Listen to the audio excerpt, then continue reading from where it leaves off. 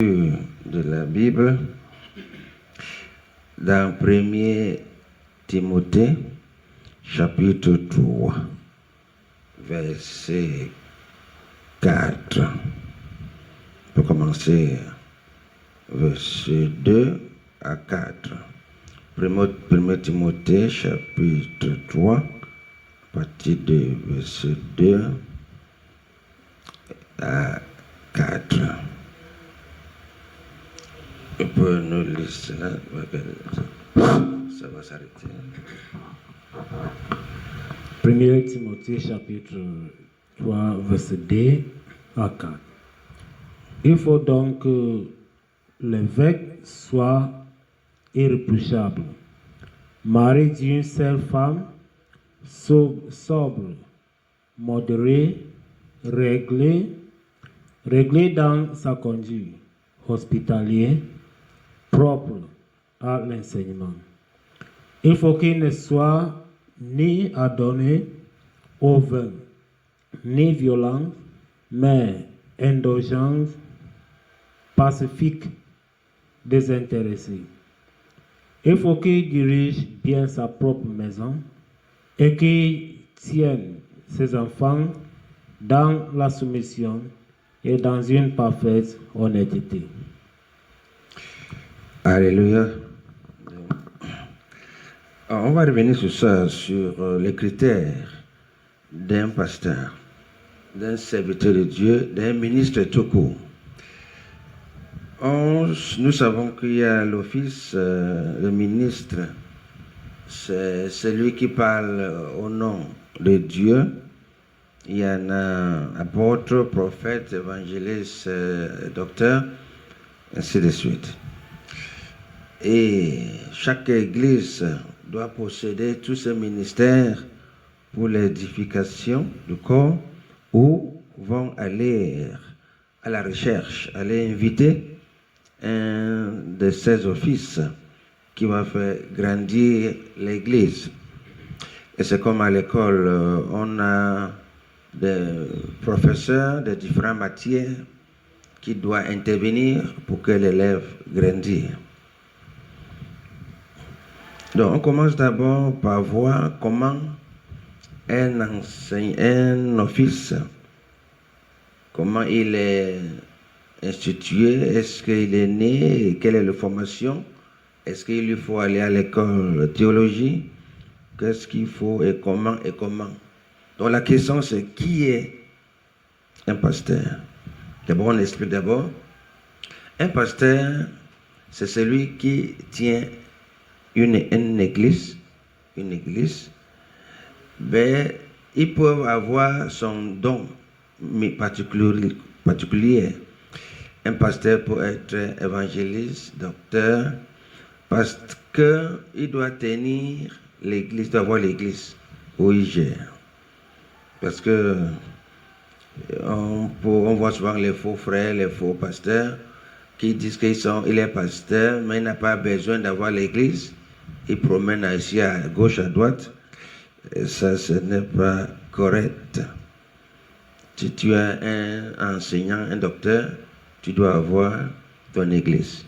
Si tu es un prophète, tu dois avoir ton église. C'est pour ça que tous sont d'abord les pasteurs.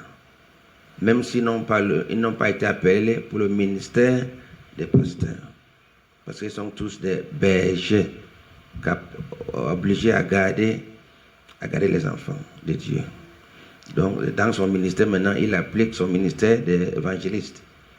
Mais il peut aller inviter un docteur, inviter un prophète pour enseigner son église.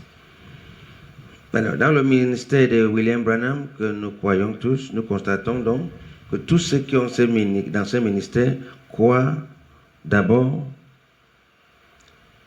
à son ministère que Dieu leur a donné, et le 2, le ministère des prophètes, parce que nous tous, nous lisons les choses des prophètes, automatiquement, on est devenu des prophètes.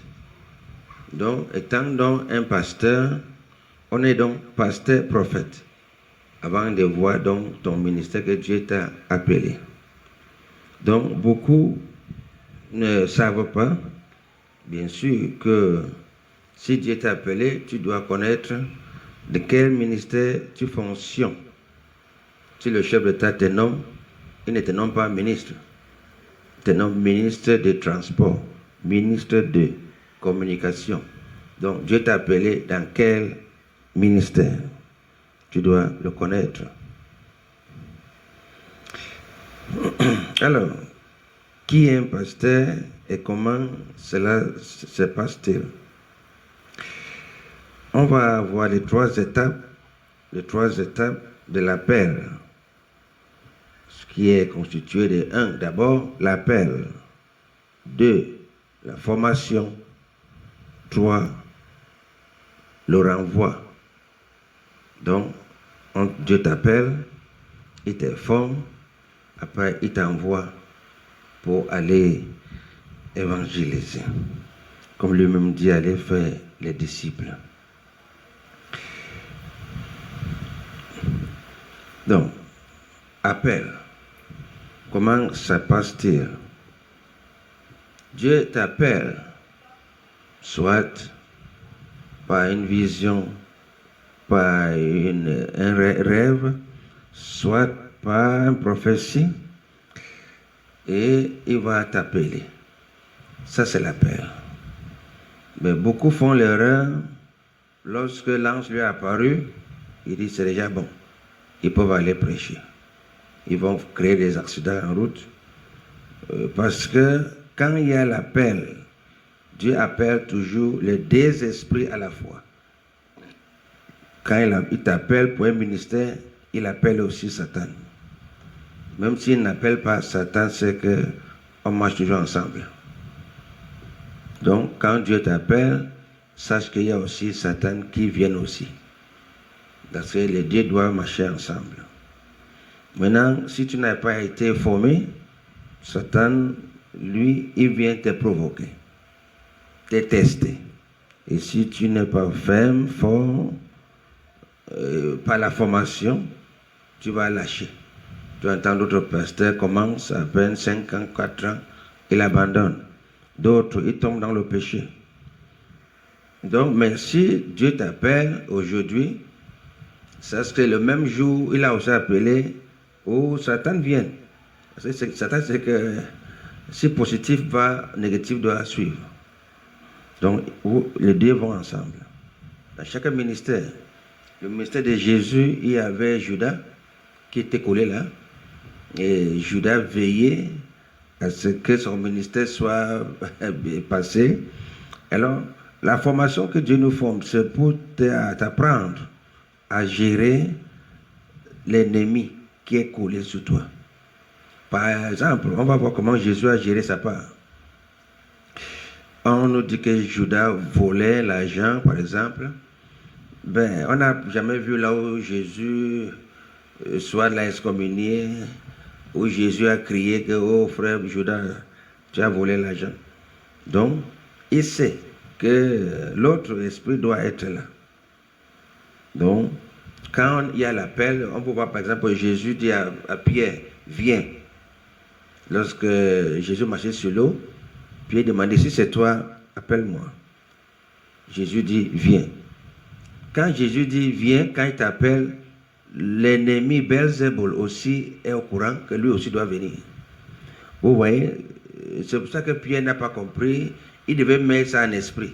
Que comme je marche ici, Belzébul, qui est l'homme de vent, le tempête va venir à tout moment. Et quand le tempête venait, le gars tremblait, il dit, mais c'est encore quoi? Vous voyez, il devait savoir que si Dieu t'appelle à un ministère, ton concurrence doit être à côté. Et on va voir au moins 5 cas de la Bible, comment ceux-ci ont été ont été appelés, formés et envoyés.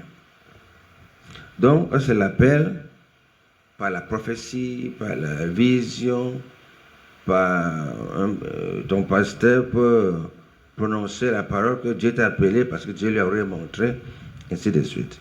Donc voilà l'appel. Donc, maintenant, la deuxième chose, c'est tu attends la formation.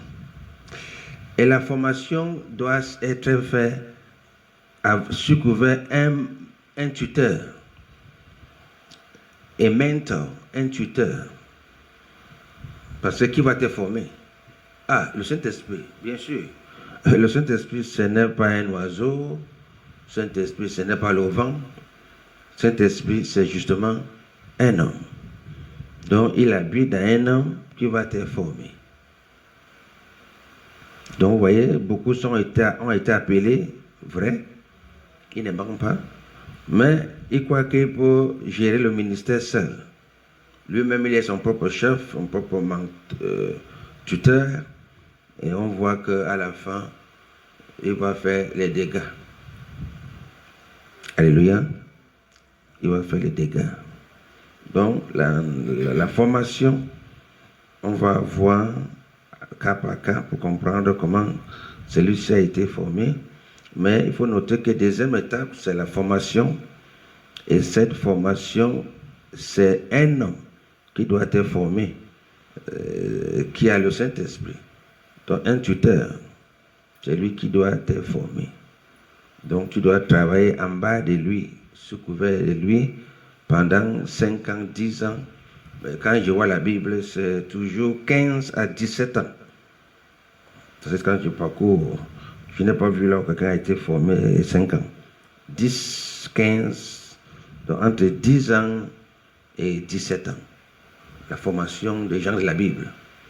Vous voyez, même le frère Neville, lui, il a pris pour même 15 ans avec William Branham pour être en bas de William Branham pour comprendre comment l'affaire se passe.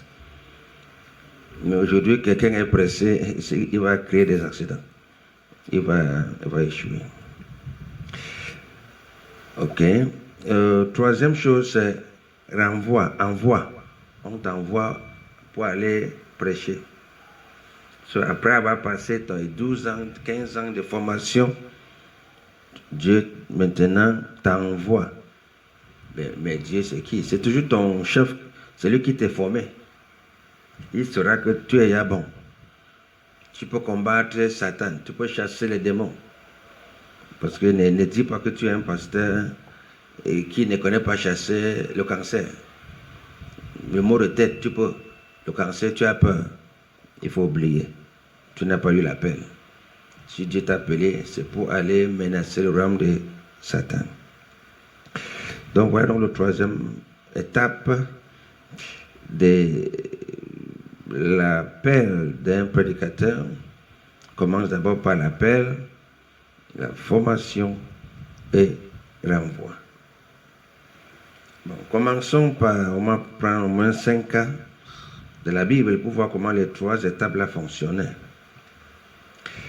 Donc, on peut appeler ça les cas bibliques de l'appel. Les cas bibliques de l'appel. Prenons le cas d'Élie et Élisée. Lorsque Élie a été appelé, il a été appelé avec Jézabel. Donc, il y avait aussi Jézabel qui était aussi appelé. Le moment où il a commencé son ministère, Jézabel a commencé aussi à travailler. Donc, vous devez savoir, quand Dieu t'appelle, toi, positif, il y a toujours négatif à côté. Donc, Élie savait. Vous voyez, quand il fuyait Jézabel, il savait que ça, il ne peut pas tuer Jézabel. Ça fait partie de son ministère. N'oublie pas que c'est lui qui a invoqué le feu avant-hier. Mais aujourd'hui, Jézabel le menace, il fuit. Vous voyez? Il ne peut pas. Donc, quand Dieu t'appelle, les deux vont aller ensemble. Et si tu veux chasser Jézabel, tu ne vas pas prêcher. Vous voyez, c'est comme l'ampoule. Pour l'ampoule donne, il faut négatif et positif. Donc, c'est la même chose avec l'appel. Donc, il avait son Jézabel à côté de lui. Vous voyez, il était capable de l'éteindre, de le tuer. Mais non, il sait que non, celle-ci est collée avec moi. On doit aller ensemble. Donc voilà donc l'appel d'Élie, on sait comment Dieu l'appelait.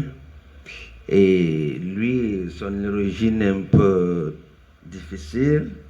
On ne connaît pas dans quelle ville il est sorti. C'est pour ça que son nom même est terrible.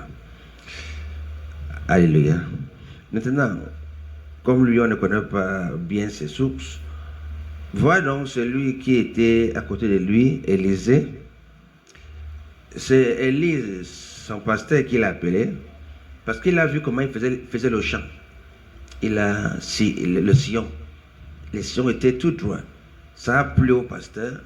Et le pasteur a appelé, dit, mon frère, viens, suis-moi. Alors, il commence à le suivre, commence à le servir. Donc, vous voyez, ça fait partie de ce que je disais. Le deuxième, après avoir l'appel, il y a la formation. Il a fait beaucoup d'années avec Élie. J'ai dit, si on calcule, c'est 12 ans, 15 ans. Sans qu'il prêche. Il travaillait rien que pour lui. Donc, à partir de ce jour, Élisée ne lavait plus ses chaussures, je ne sais pas quoi. C'est Élisée qui faisait maintenant tout, son serviteur. Et c'est ça, c'est quoi? C'est la formation.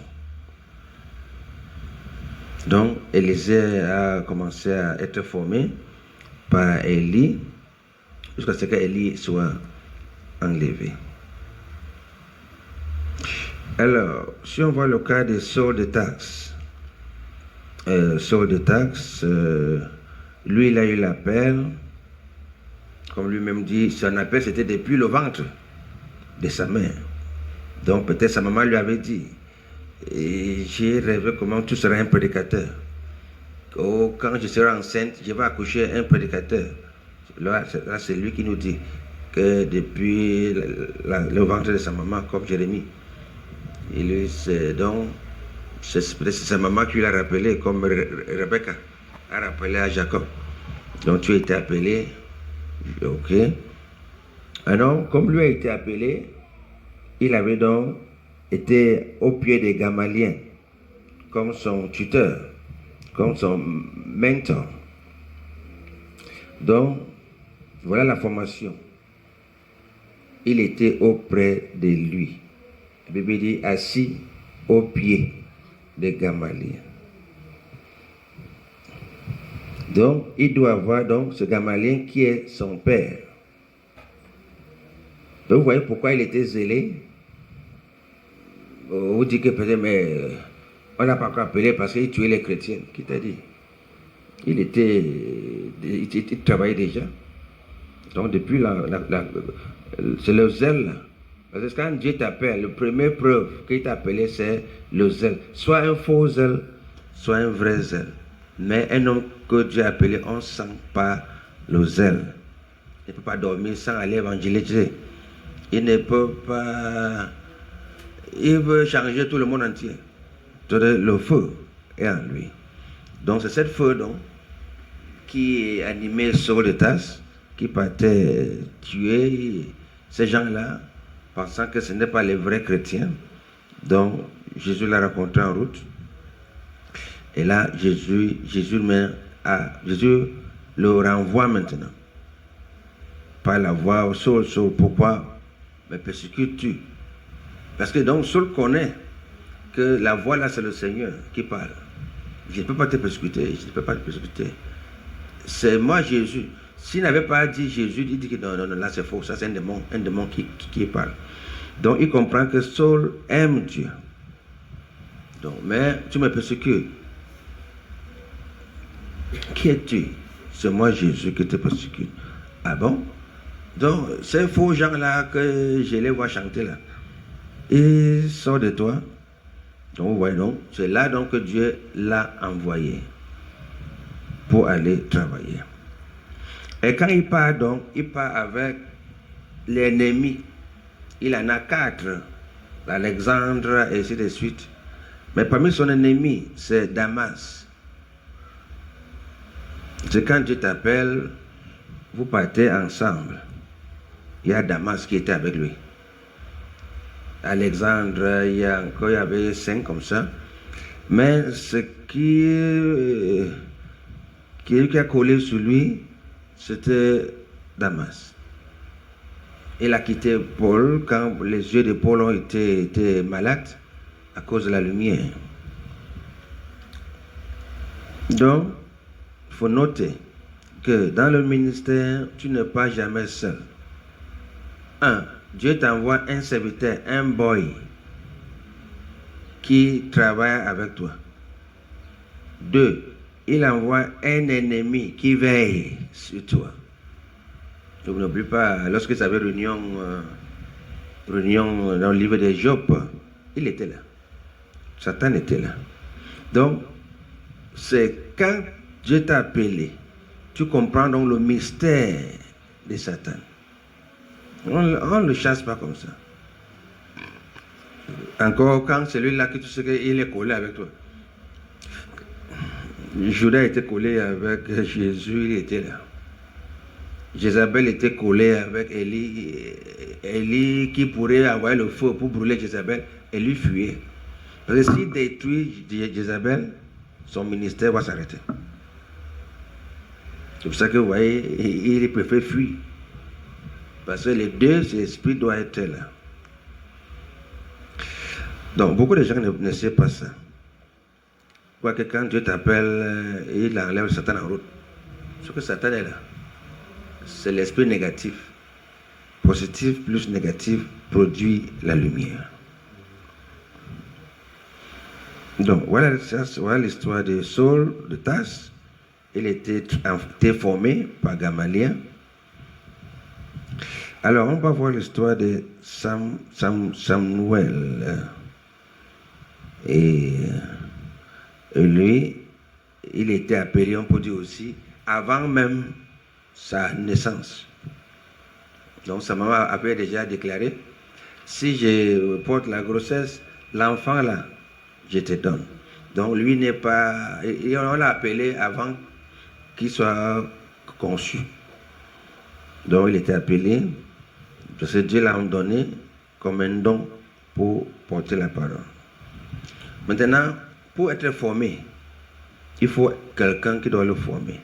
Donc, il était donc sous tutelle de Élie, le sacrificateur. Élie, le sacrificateur, a commencé la formation, l'a formé. Et lorsque Samuel est venu, les enfants de Élie étaient aussi envoyés comme l'esprit négatif. Ils l'ont combattu. Il y a toujours, même si c'est 10 personnes, mais ils ont tous le même esprit négatif pour t'attaquer. Donc tu dois être ferme. C'est ça que Moïse a dit à Josué, fortifie-toi et bon courage. Comment annoncer sois courageux? Qu'il y a quoi? Est-ce qu'il y a la guerre? On t'annonce qu'il y a la guerre. Donc, courage. Fortifie-toi. Mets tes bottes. Tu ne vois aucun danger en route. Il n'y a aucune personne qui te dit mets tes bottes. Donc, c'est ça le message que Moïse disait à Josué. Porte tes bottes. Est-ce que l'adversaire venait taper tes pieds? Donc, soyez prêts. Donc, quand Samuel est venu, les enfants d'Élie étaient cet esprit négatif. Si on va voir comment il attaquait l'église, attaquait le ministère. Quand les gens venaient à l'église pour porter les offrandes, ils mangeaient les offrandes là. Les offrandes qu'on doit avoir à Dieu, ils mangent. Pour dire qu'ils sont foutus de Dieu. Alors, qu'est-ce que tu dois faire à cette instance-là? Donc, là où le ministère commence. Le ministère commence quand l'esprit négatif est là. Si tu le tues, ton ministère s'arrête. Tu dois apprendre à le gérer pour qu'il ne meure pas. Parce qu'il y a des choses que tu ne dois pas lui dire. Il est toujours collé avec toi. Mais tu l'amènes ici, mais pas là-bas. Vous voyez, comme Jésus partait sur la montagne, il n'a jamais parti avec Judas. Mais là où c'est la fête, Judas vient, parce que Judas doit collecter l'argent. Et là où on parle des choses célestes, on n'appelle pas. Donc, nous parlons des appels. Samuel a été appelé avant qu'il soit conçu. Deuxième chose, il a été formé chez Élie, le sacrificateur. Et si on fait le calcul, cependant 15 à 17 ans. 17 ans. Il était là, ayant appelé. Mais il travaillait pour son mentor, son tuteur. Alors, et la Bible nous dit quelque part, on n'a pas noté, de Samuel chapitre 3, de Samuel chapitre 3, verset 6, que lorsque Dieu lui parlait, maintenant par la voix d'Élie, Dieu lui parle, il court vers Élie, hey, papa, tu m'as appelé? Non, tu n'as pas appelé. La Bible dit parce que il n'était pas encore révélé. La parole n'était pas encore révélée à lui. Alors, quelqu'un qui a fait 17 ans, peut-être, disons qu'il a peut-être 17 ans d'âge, je ne sais pas. Mettons 17 ans. Il ne connaît pas encore la parole. Pourtant, il habite chez le pasteur. Oui, il faut du temps. Alors, la parole lui parle. Au lieu de dire, oui, Seigneur, parle, il court, tu m'appelles. Parce qu'on doit lui dire que la voix de Dieu, c'est la voix de ton pasteur. Donc, quand il entend le pasteur l'appelle, il parle le pasteur en train de ronfler. Ben, ce n'est pas toi qui m'as appelé. Non, moi je dors. C'est ta voix, tu m'as appelé avec ta voix. 3 fois. Le pasteur dit, la Bible dit, parce que la parole de Dieu n'était pas encore, ne lui est pas encore révélée. Donc, voyez, tout ça, ça fait partie de la formation. On va te former. Quand vous entendez les voix qui vous parlent, Dieu, ce n'est pas Dieu. Si ce n'est pas la voix de ton pasteur, c'est la voix de Satan. Jean, tu veux une voix qui m'a dit, tu vas aller au ciel. Dieu n'est pas un désordre. Donc, c'est la voix de ton pasteur. Donc, lui, parce que c'est le pasteur qui l'appelait, il est parti le voir, il dit non, ce n'est pas moi, tu n'as pas appelé. Si la parole vient encore, dis-lui que parle. Donc, pour comprendre, donc, la voix a parlé avec quoi? Avec la voix du pasteur. C'est là où donc, il a compris. Ça fait partie de sa 17 ans de formation. Ce n'est pas la formation théologie où un pasteur qui ne connaît même rien va vous expliquer la Bible.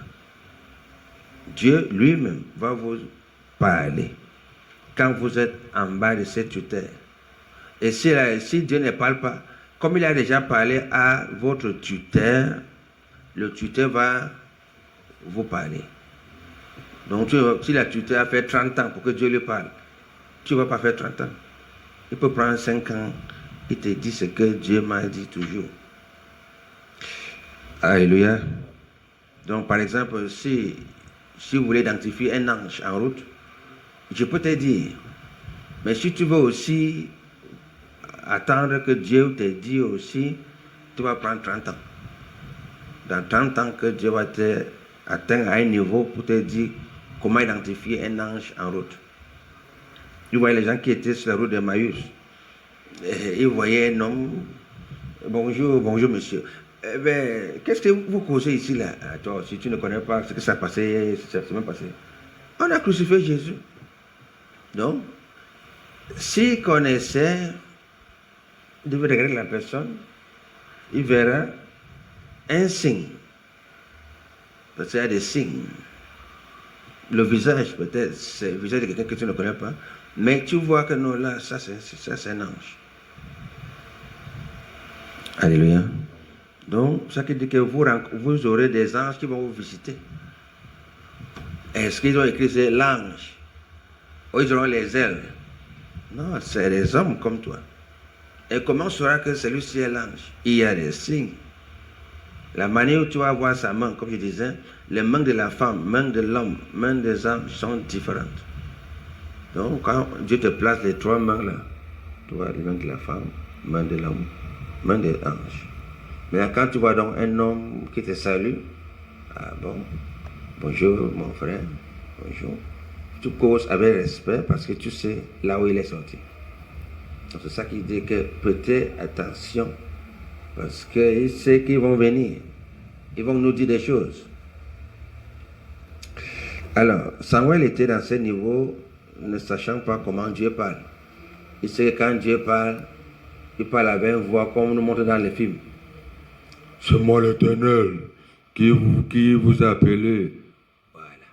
Mais il entend au contraire la voix du pasteur. Donc c'est ça.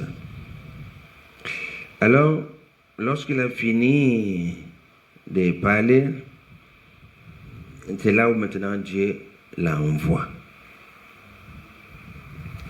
Alléluia. Vous voyez, Dieu t'envoie, soit ton menteur, ton tuteur t'envoie, ou Dieu, la manière où t'as appelé, il revient encore pour t'envoyer. Ne dis pas que ma formation suffit déjà. Non, non, non. Tu auras chaud là-bas devant. Donc la personne qui t'a envoyé, qui t'a appelé, donc la voix là, viendra encore te dire. Ne dis pas que j'ai été formé 5 ans, 7 ans. Peut-être tu peux faire 10 ans, ta formation finie. L'autre c'est 15 ans. Il va dire, bon, après 15 ans, il va encore venir te parler. Alors, voyons le cas de David. Le cas de David, il a été appelé. Et il avait à côté de lui un autre, qui était d'abord Goliath et après Saul. Parce que quand ton ennemi meurt, on suscite un autre.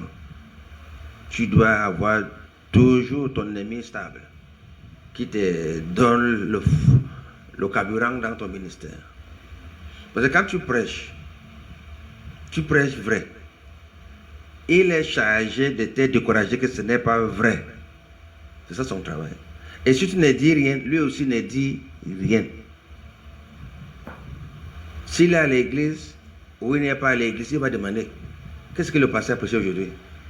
Il a prêché que Dieu ne le connaît même pas. Ce n'est pas comme ça on prêche. On ne dit même pas ça. Donc c'est son travail. Maintenant, si tu veux l'écouter, tu veux que ça te décourage. C'est ça que Moïse a dit à Josué. Ne regarde ni à gauche ni à droite.